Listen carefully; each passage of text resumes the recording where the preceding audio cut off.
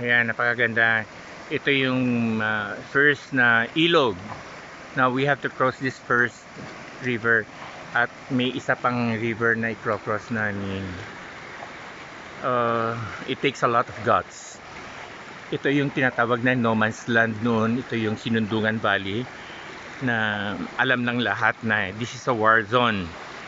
So we took the risk of going to the place because yung pagmamahal mo sa mga marginalized ito communities, yun ang nag-motivate sa amin pumunta dito. The place is so beautiful, napakaganda ng lugar.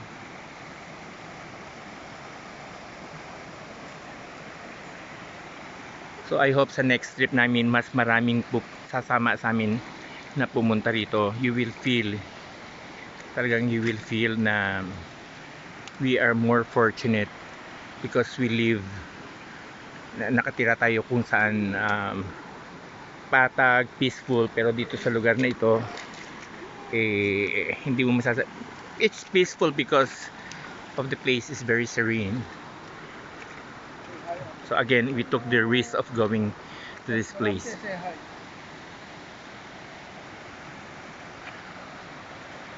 So sa next trip po namin, sama kayo sa amin to share God's love.